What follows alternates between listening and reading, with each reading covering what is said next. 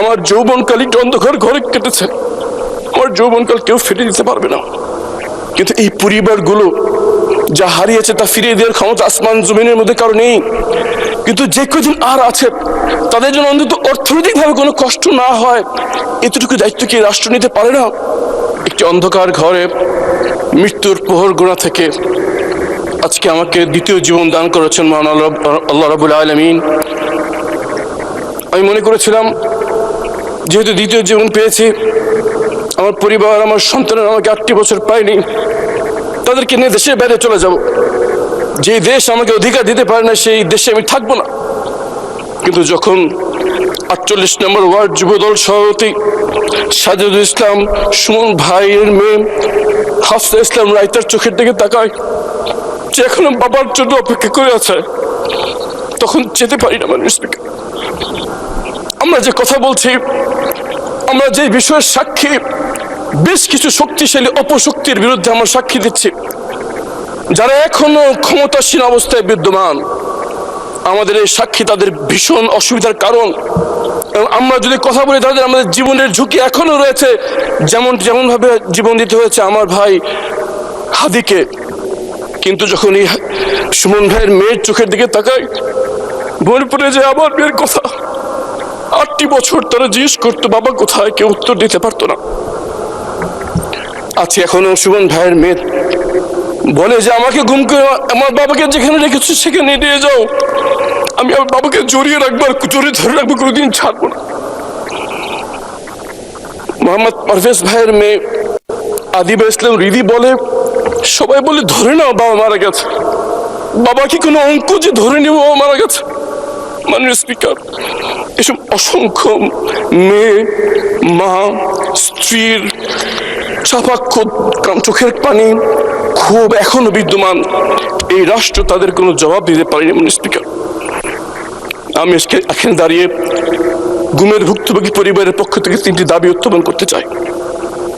প্রথম দাবি জবাবদিহিতা।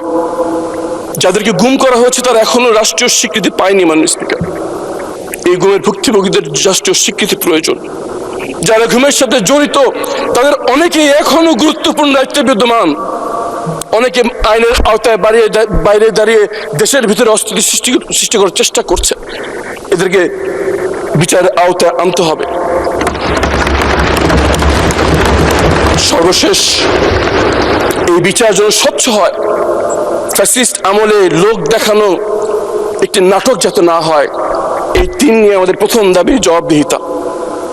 দ্বিতীয়ত দাবি, এই ঘুমের ভুক্তভোগী পরিবারদের তাদের প্রিয়জনকে কেউ আমরা ফিরিয়ে দিতে পারবো না।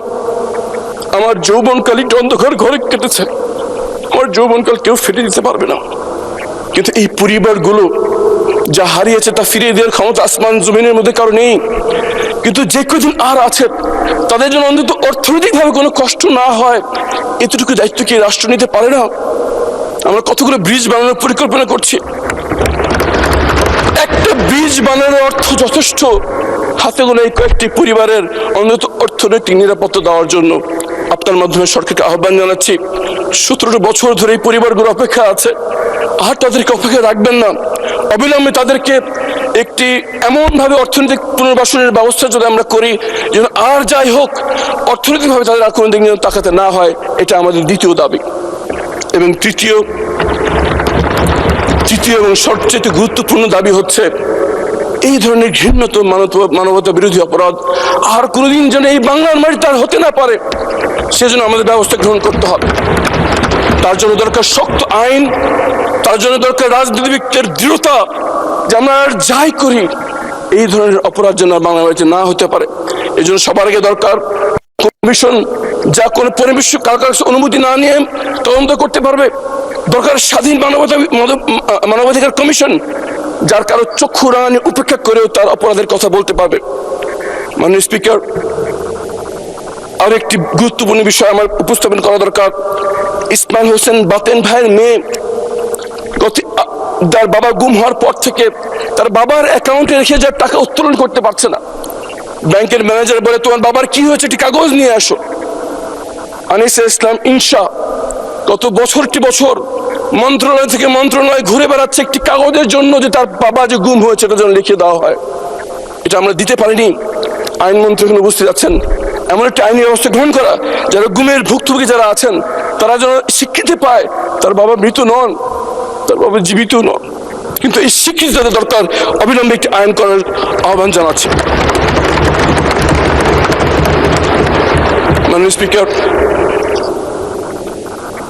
আল্লাহ আমাকে দ্বিতীয় জীবন দিয়েছেন, কিন্তু ঢাকা 14 আসনের জনগণ আমাকে এখানে দাঁড়িয়ে কথা বলার সুযোগ করে দিয়েছেন। তাদের জন্য কিছু কথা বলতে চাই। ঢাকা 14 আসনের সবচেয়ে নিগৃহীত জনপদের নাম হচ্ছে কাউন্দিয়া, যেটি জলবদ্ধ একটি ইউনিয়ন, যেখানে কোনো সড়ক যোগাযোগ নেই। 54 বছরে ঢাকার বাংলাদেশের অনেক প্রত্যন্ত অঞ্চলে ব্রিজ হয়ে গেলেও এই কাউন্দিয়া এখন পর্যন্ত সড়ক যোগাযোগ হয়নি একটি ব্রিজের অভাবে।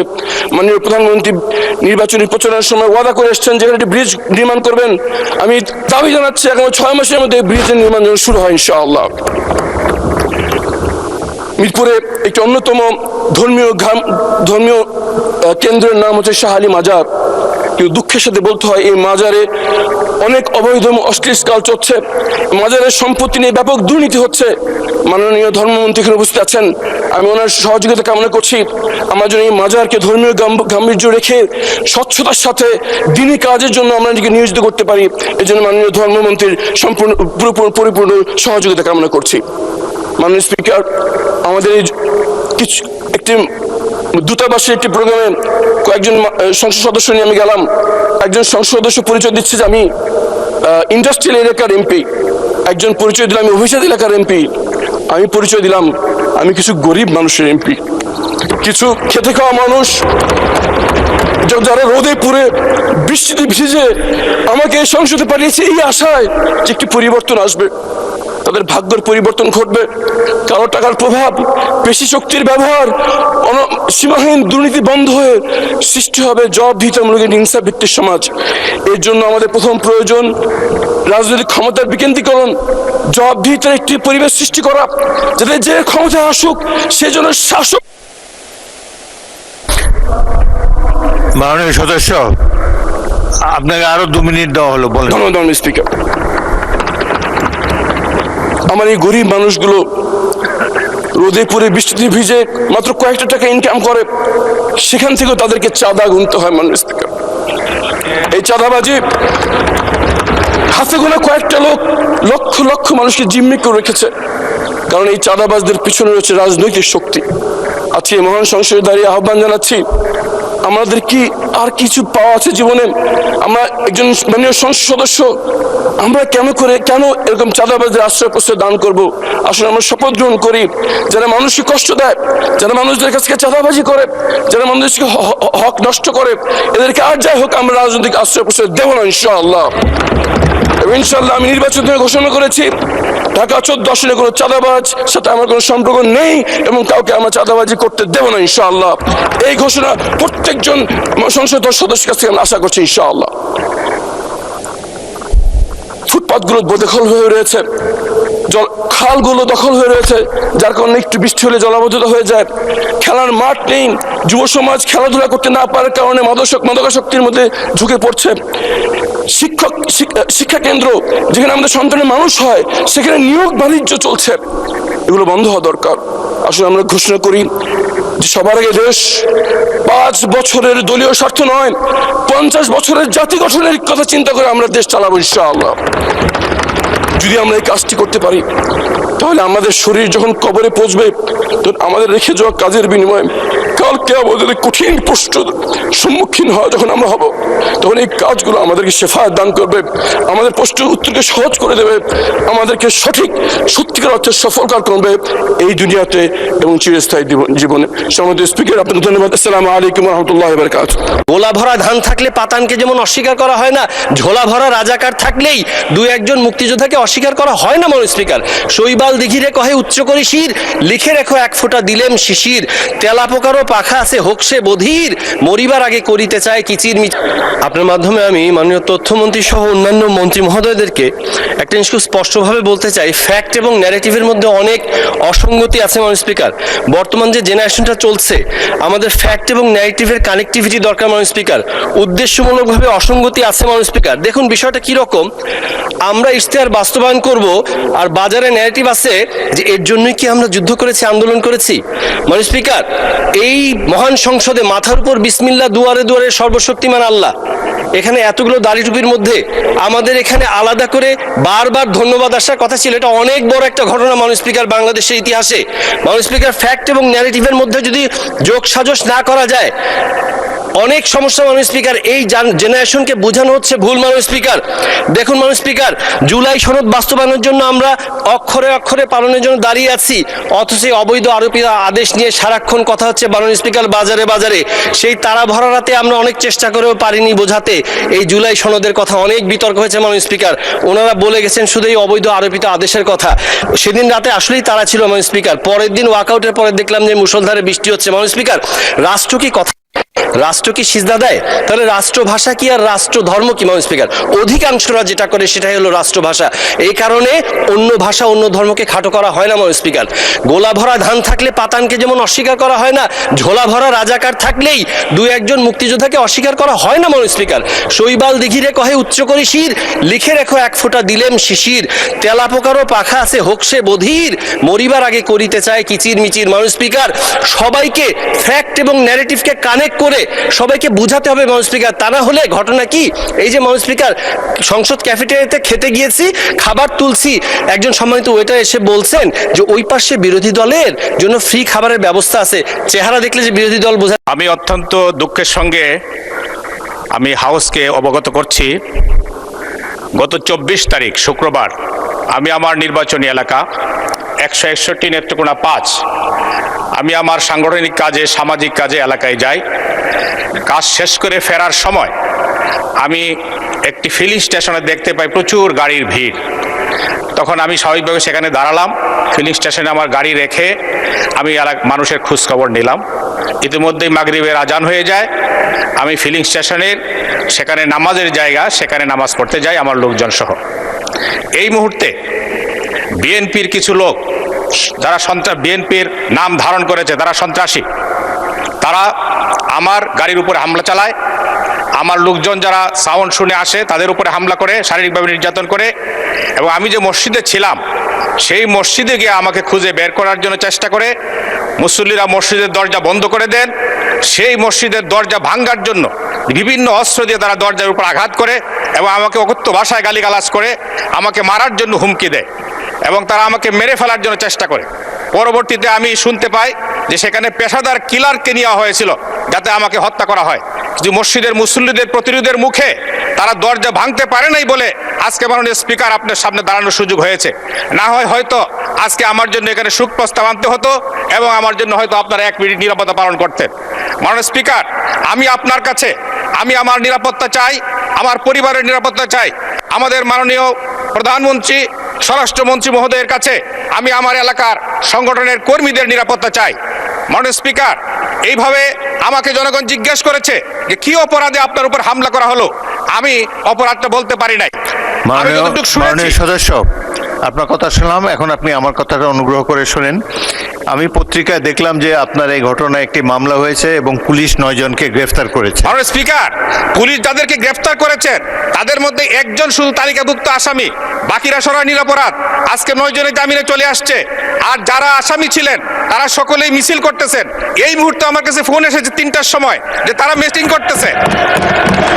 ওকে মাননীয় সদস্য, অপরাধীরা ঘুরে বেড়াচ্ছে মাননীয় স্পিকার।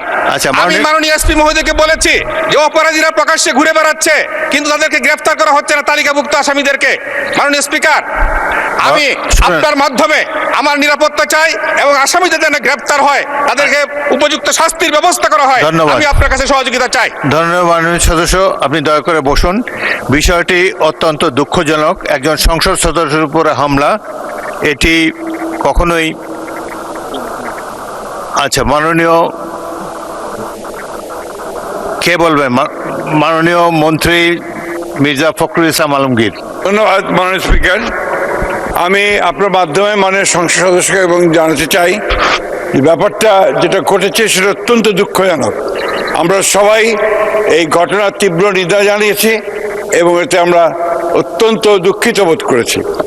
আমাদের সংসদ নেতা পাশেই বসে আছেন, তিনি আমাকে বলেছেন যে তিনি নিশ্চিত করবেন যেন এটা সুষ্ঠু একটি তদন্ত হয়, প্রকৃত অপরাধীদের খুঁজে বের করে তাদেরকে শাস্তি প্রদান করা হবে। ধন্যবাদ মাননীয় স্পিকার। এবং 2 জন অলরেডি গ্রেফতার হয়েছে, 9 জন গ্রেফতার হয়েছে এবং এটা আরও সুষ্ঠু তদন্ত করে অবশ্যই তাদেরকে ব্যবস্থা দেওয়া হবে তাদের বিরুদ্ধে। ধন্যবাদ। ধন্যবাদ মাননীয় মন্ত্রী। পুরো সংসদ এই বিষয়ে একমত। আপনার এই বিষয়ে যাতে কঠিন ব্যবস্থা নেওয়া হয়, যারা প্রকৃত অপরাধী তাদেরকে ধরার ব্যাপারে মাননীয় মন্ত্রী ইতিমধ্যে বলেছেন। আপনি ফলাফল দেখার জন্য অপেক্ষা করুন। ধন্যবাদ।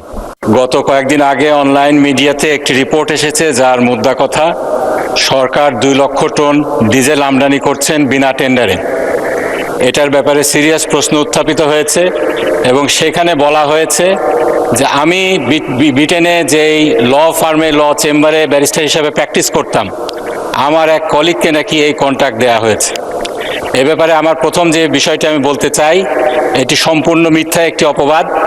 আমার চেম্বারের কোনো কলিগ এক্ষেত্রে কোনো টেন্ডারে অংশগ্রহণ করেছেন কিংবা পেয়েছেন এরকম কেউ কিছু আমি পাইনি। দ্বিতীয় যে বিষয়টি সেটি হলো এটার বিষয়ে যে অপপ্রচার চলছে, এই ব্যাপারে মাননীয় জ্বালানি মন্ত্রী যিনি আছেন তার একটু সুস্পষ্ট ব্যাখ্যার দাবি রাখে। 2 লক্ষ টন জ্বালানি তেল কিভাবে আমদানি হলো, কোনো এক্ষেত্রে কোনো যেই স্বচ্ছতা অবলম্বন করা হয়েছে কিনা এই বিষয়টি জানানো দরকার, যাতে জানতে চায়। 3 নম্বর যে বিষয়টি, মাননীয় জ্বালানি মন্ত্রী একটি বিষয় উত্থাপন করেছেন আমার এলাকার ব্যাপারে। তিনি বলেছেন আমার নির্বাচনী এলাকা সাথিয়া, সেখানকার নাকি এক জামাত নেতার কাছ থেকে তেল উদ্ধার করা হয়েছে, তাকে সেখান থেকে তেল উদ্ধার করা হয়েছে। এ বিষয়ে আমার যেটা বক্তব্য, সে যে রিপোর্টের কথা উল্লেখ করা হয়েছে সেখানে আরও 7-8টি জায়গা থেকে তেল উদ্ধার করার কথা বলা হয়েছে, কিন্তু যাদের কাছ থেকে উদ্ধার করা হয়েছে তাদের কারো পরিচয় সেখানে বলা হয়নি। শুধুমাত্র সাথিয়ার কথা বলা হয়েছে, সেখানে নাকি জামাতের কাছ থেকে তেল উদ্ধার করা হয়েছে। এই ব্যাপারে মাননীয় স্পিকার আমি খোঁজ খবর নিয়েছি। যার কথা বলা হচ্ছে জনাব আলাউদ্দিন, আমার সাথিয়া নির্বাচনী এলাকার একটি ইউনিয়নের তিনি বাসিন্দা। সেই জনাব আলাউদ্দিন জামাত ইসলামের কোনো নেতৃবৃন্দর, কোনো র্যাঙ্ক অ্যান্ড ফাইলের কেউ নন, জামাত ইসলামের তিনি সদস্যও নন।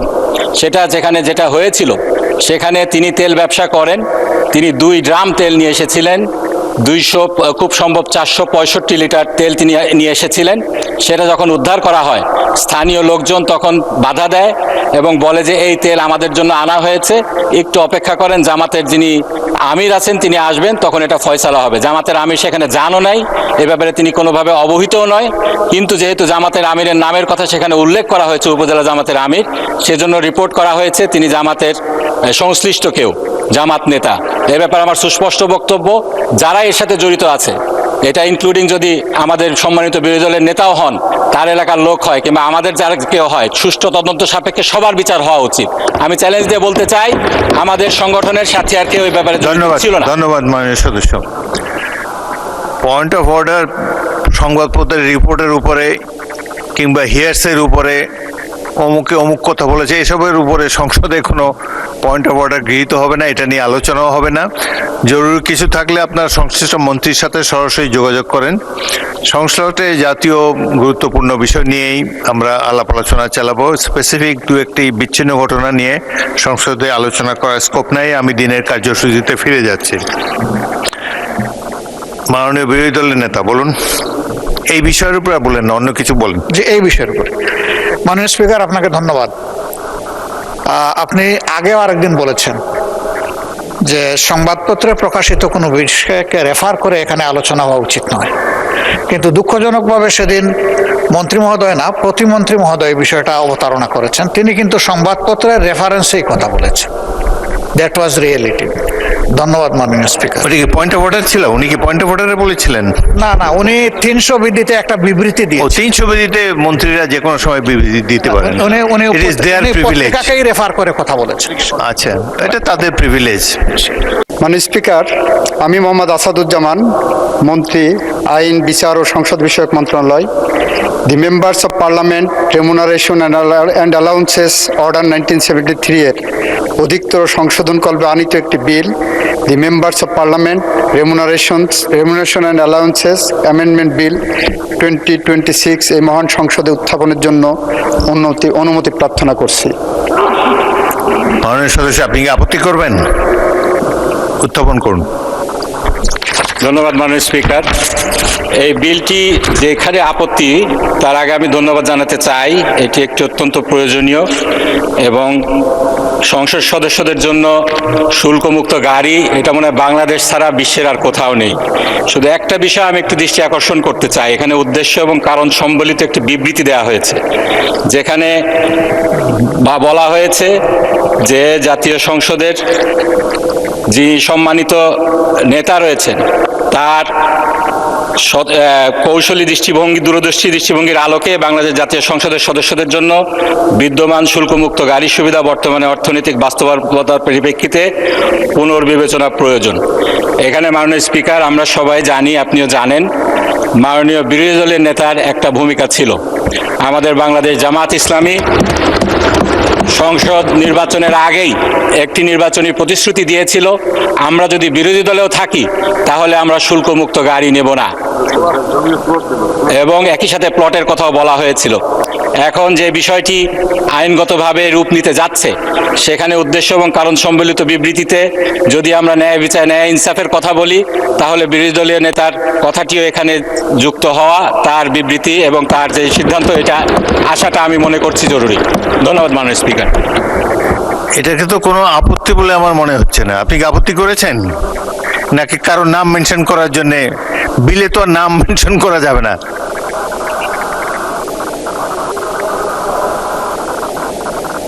মাননীয় আইনমন্ত্রী। মাননীয় স্পিকার, আপনাকে ধন্যবাদ। আপনার মাধ্যমে আমার মাননীয় সংসদ সদস্যকেও ধন্যবাদ জানাচ্ছি। মাননীয় স্পিকার, রাজনৈতিকভাবে রাজনৈতিক দলগুলো, দলের নেতারা এই সংসদের বাইরে যা কিছু কথা বলেন, সেটা রাজনীতির ব্যাপার। যখন আইনের প্রশ্ন আসবে, মাননীয় স্পিকার, বিলটা উত্থাপন করেন পাবলিক পলিসি হিসেবে সরকারের পক্ষ থেকে সংশ্লিষ্ট মন্ত্রী। এটা কোনো প্রাইভেট বিল যদি হতো, তাহলে ওনার পক্ষ থেকে মাননীয় বিরোধী দলের নেতার দূরদৃষ্টি সম্পর্কে উত্থাপন করতে পারতেন, সেটা ওনার একটা প্রিভিলেজ অ্যান্ড রাইট। আমরা পার্লামেন্টের প্রথম পার্লামেন্টারি কমিটির মিটিংয়ে মাননীয় সংসদ সদস্য এই বিষয়ে সরকারি দলের পার্লামেন্ট সদস্যদের মিটিংয়ে এটা উত্থাপন করার জন্য বলেছিলেন, এবং সেই অনুসারে আমরা উদ্দেশ্য এবং কারণ সংবলিত এই বিবৃতি তৈরি করেছি। এই পার্লামেন্টে ওনাদের পক্ষ থেকে এ ধরনের কোনো বক্তব্য আমাদের কাছে আসেনি। মাননীয় স্পিকার, নেভারদিলেস ওনারা যেহেতু তুলেছেন, মাননীয় সংসদ নেতা মাননীয় প্রধানমন্ত্রী ইতিমধ্যেই বলেছেন যে ওনার নামটাও যদি এর সাথে সংযুক্ত হয়, তাহলে আমাদের কোনো আপত্তি নেই মাননীয় স্পিকার।